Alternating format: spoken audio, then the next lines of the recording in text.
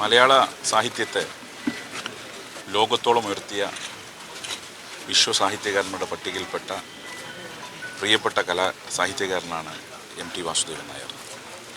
മനുഷ്യകുലമുള്ളിടത്തോളം കാലം അദ്ദേഹം സ്മരിക്കപ്പെടും.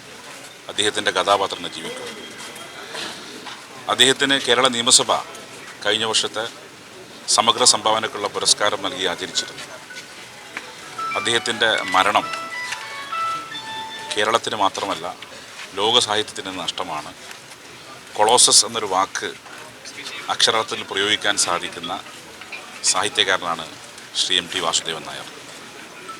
കഥയും നോവലും തിരക്കഥയും സിനിമയും അതിനെല്ലാം നേതൃത്വം കൊടുത്ത വിശ്വസാഹിത്യകാരൻ ശ്രീ എം ടി വാസുദേവൻ നായർ ഇന്നലെ രാത്രിയാണ് നമ്മളെ വിട്ട് പിരിഞ്ഞത്.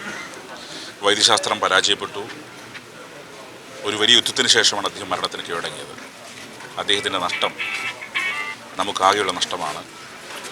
അദ്ദേഹത്തിൻ്റെ വിയോഗത്തിൽ കേരള നിയമസഭയുടെ ആദരാഞ്ജലി അർപ്പിക്കുന്നു. അദ്ദേഹത്തിൻ്റെ കുടുംബത്തിൻ്റെ ദുഃഖത്തിൽ കേരള നിയമസഭയും പങ്കുചേരുന്നു.